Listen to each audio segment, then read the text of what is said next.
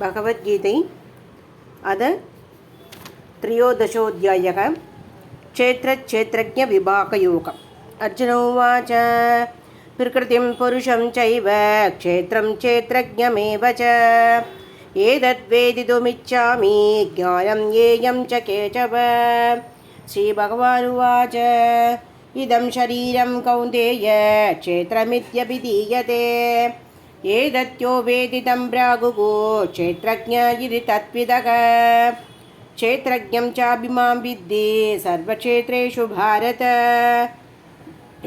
क्षेत्रज्ञ यो ज्ञानं यद्दज्ञानं मदं मम तत्क्षेत्रं यच्च यादृक् यद्विहारी यदच्च स च यो यत्प्रभावच्च तत्समासेन मे शृणु।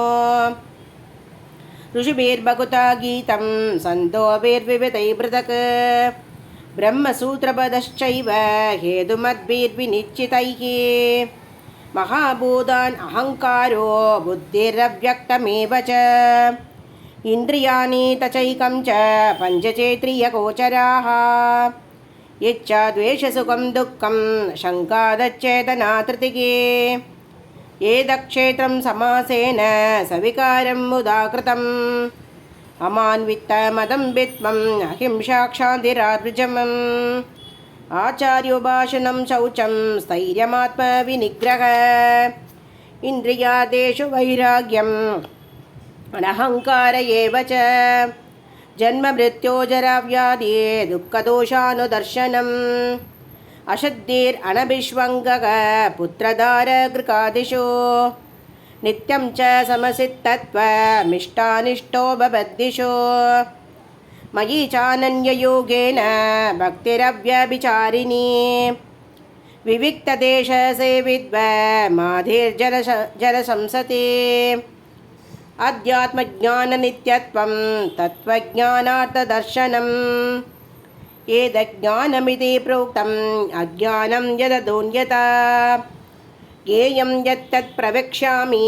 यज्ञात्वामृतमश्नुते अनादिमद्परं ब्रह्म न सद्दन्नासदुच्यते सर्वदा पाणिपादं तत् सर्वतोक्षिरोमुखम् सर्वदा श्रुतिमल्लोके सर्वमावृत्य तिष्ठति सर्वेन्द्रियगुणाभासं सर्वेन्द्रियविवर्जितम् अशक्तं सर्वभृश्चैव निर्गुणं गुणभोक्तृ च बहिरन्तश्च भूतानामचरं चरमेव च सूक्ष्मत्वादत्तविज्ञेयं दूरस्थं चान्तिके च तत् अविभक्तं च भूतेषु विभक्तमिव च स्थितम् भूतभद्रू च तज्ज्ञेयं कृष्णिष्ठो प्रभविष्णु च ज्योतिषामपि तज्ज्योतिषी तमसः परमुच्यते ज्ञानं ज्ञेयं ज्ञानगम्यं कृतिसर्वस्य वेष्टितम्